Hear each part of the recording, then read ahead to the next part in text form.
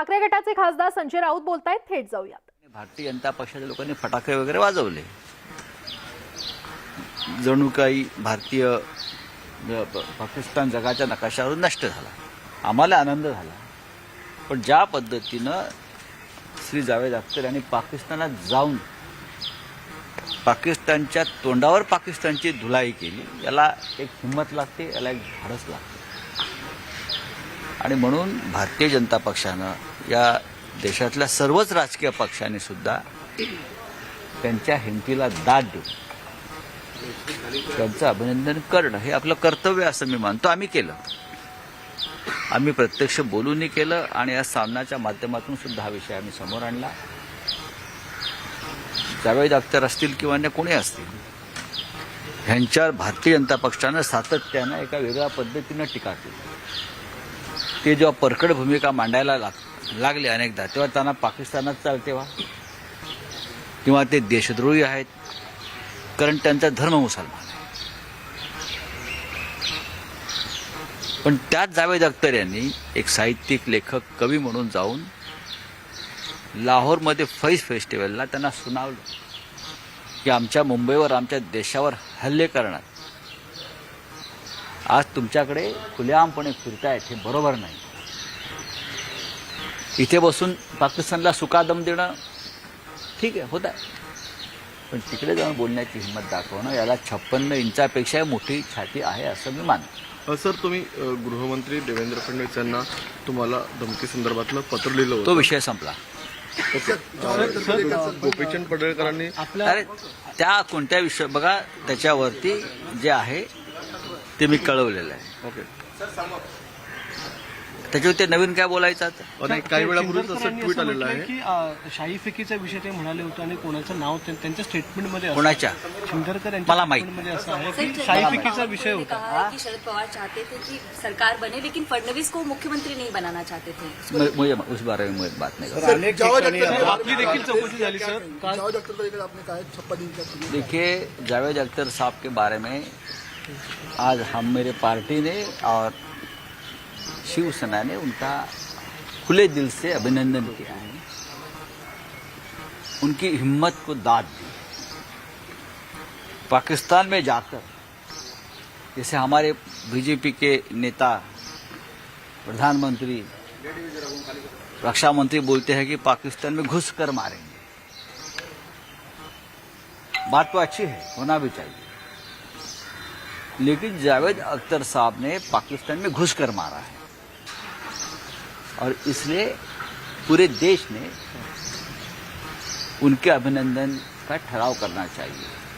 प्रधानमंत्री ने उनका अभिनंदन करना चाहिए खुले दिल से, राष्ट्रपति ने भी करना चाहिए, रक्षा मंत्री ने, गृह मंत्री ने, सरसंघ चालक ने। जो हमारी मन की बात है, तो वहां जाकर किसी ने जाकर उनके मुंह पर तमाचा मारना चाहिए। वो अगर जावेद अख्तर साहब ने किया है, तो अख्तर साहब इस देश के लिए एक आइडल है, करना भी चाहिए। जब सर्जिकल स्ट्राइक जैसे प्रकार होते हैं तो बीजेपी के लोग यहाँ फटाके फोड़ते हैं, तो ये भी यहाँ अख्तर साहब की जो बात वहाँ जाकर की, उसके बाद यहाँ बीजेपी अगर फटाके फोड़ती तो लगता था कि ये देशभक्ति का काम, और देशभक्ति को समर्थन मिला है अख्तर साहब के। लेकिन ठीक है सर, तुमचे सहकारी मित्रपक्ष राष्ट्रवादी या पक्षातल्या नेत्यांचे बॅनर पाहायला मिळतात। जयंत पाटलांच्या वाढदिवसानिमित्त एक बॅनर पाहायला मिळाला, भावी मुख्यमंत्री जयंत पाटील, त्यानंतर अजित पवार। सर, प्रश्न पूर्ण आहे काय? नाही, मला प्रश्न माहिती आहेत। सर, भाजपकडून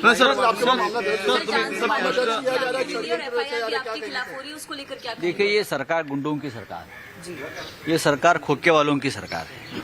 ये सरकार, अब जो मैंने एक कंप्लेंट फाइल की है ऑफिशियली, उनकी जांच बाजू में है, और ये विटनेस को दबाव में लाइए, विटनेस को धमकी देना है। मेरे अप्रोक्ष सामना में जाकर विटनेस को धमकाने की बात कर रहे थे, लेकिन ये होगा, ये होता रहेगा। एक गुंडा खुलेआम बोलता है, एक गुंडा चार हिस्ट्री सीट पर खुलेआम मुख्यमंत्री के बाजू में खड़े होकर धमकी देता है, मुख्यमंत्री के बंगले पर भी जाता है, हाँ, उनके सांसद पुत्र के साथ दिखता है और उसके बारे में उसको पुलिस का समर्थन मिलता है, पुलिस उसको प्रोटेक्ट कर रही है अभी। ये कौन सी कानून व्यवस्था है इस राज्य में?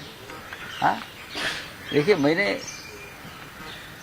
सिर्फ इन्फॉर्म किया है कि ये हो गया है, मेरे जानकारी में ये बात आई है, आप देख लीजिए उसमें इतना आग बबूल होने का कारण क्या है। सर हेच हाँ, मराठीमध्ये क्या है जांच करिए। मेरे पास भी स्टेटमेंट के लिए आए थे, मैंने अपना जवाब दिया, लेकिन मेरे अप्रोक्स जब मैं नहीं हूं सामना में, तो सामना में जाकर भी कुछ लोगों को धमकाया गया पुलिस की तरफ से, आप इस प्रकार का स्टेटमेंट दीजिए नहीं तो आपको गिरफ्तार किया जाएगा, आपको बहुत तकलीफ हो जाएगी। तो ये सब हम देख रहे हैं और देखते रहेंगे। सर म्हणजे सर हे जे स्टेटमेंट घेतलं गेलं ते सामन्यामध्ये तुमच्या अप्रोक्ष जाऊन मी नव्हतो, मी नसताना घुसले पोलीस, अच्छा मी नव्हतो, मी नसताना घुसले पोलीस।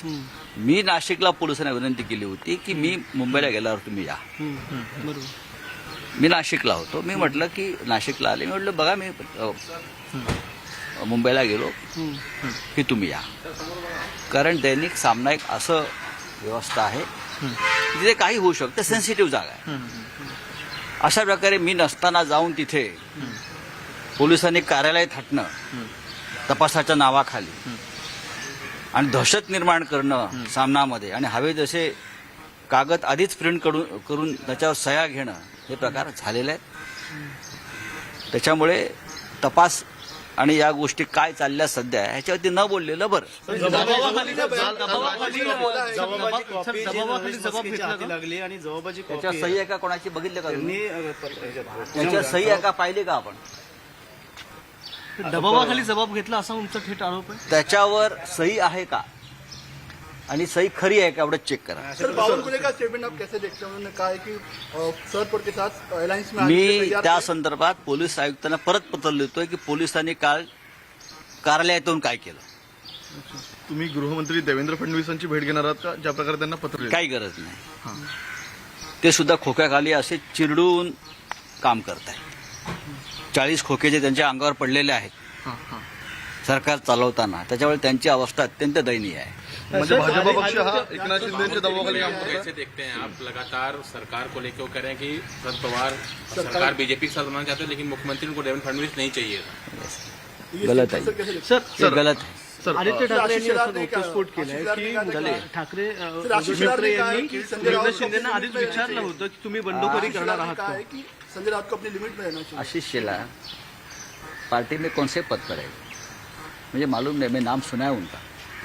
सर आदित्य ठाकरे यांनी असा गौप्यस्फोट केलाय की उद्धव ठाकरेंनी एकनाथ शिंदेना आधीच विचारलं होतं की तुम्ही बंडखोरी करणार आहात का, मग हे सगळं व्हायच्या आधी नाही हो, त्यावेळी मला माहिती आहे तो विषय, तुम्ही मला साक्षीदार माहिती- आहात त्या विषयाची? मला माहिती आहे तो विषय।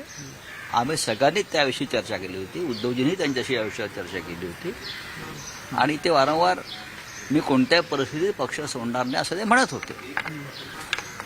एकनाथ शिंदे हे शिवसेनेतले आमचे जुने सहकारी होते, हे मी नक्कीच मान्य करतो आणि त्यांच्याकडून ही अपेक्षा कधीच नव्हती। मतभेद असतात, वाद असतात, इतर काही गोष्टी असू शकतात, तरीही एकनाथ शिंदे हे असं करतील असं कोणाला वाटत नव्हतं, पण त्यांनी ते केलं। ते कोणत्या दबावाखाली गेलं, कोणती महाशक्ती त्यांना त्रास देत होती हे आता सगळ्यांना कळलेलं आहे। सर आपके खिलाफ जगह एकनाथ जगह शिंदे प्रदर्शन असं हो म्हणतात- रहे हैं, मेंटल हॉस्पिटल के बाहर भी शिंदे अच्छी बात आहे। आज सगळीकडे प्रदर्शन गुन्हा देखील दाखल केलेला आहे हा, करू द्या ना। ठाण्याच्या तर तुम्ही पुण्याला प्रचाराला जाणार आहात का? पुण्याचं काय वाटतं तुम्हाला? पिंपरी चिंचवड कसबामध्ये कुणाचा विजय होईल? काल परवाच आदित्य ठाकरे आणि अजित पवार यांचा संयुक्त रोड शो पाहायला मिळाला। आणि आज 2 दिवस मुख्यमंत्री ठाण मांडून आहेत पुण्यामध्ये। तुम्ही प्रचाराला जाणार आहात का? रोड शो करणार आहात का तिकडे? ठाण मांडून बसले आहेत ना, हा मग बसू द्या ना। ठाणे सोडून तिथं ठाण मांडून बसले आहेत, ते चांगलं आहे। मुळात त्यांचं कार्यक्षेत्र ठाणे हेच आहे, त्यांना कसब्यात कळेल काय होणार आहे ते। तर खासदार संजय राऊत यांनी सत्ताधाऱ्यांवर जोरदार टीका केलेली आहे। धमकी देऊन गुन्हे दाखल करतायत असं वक्तव्य संजय राऊत यांनी केलंय। पोलीस हे गुंडाला संरक्षण देत असल्याचं देखील संजय राऊत यांनी म्हटलेलं आहे।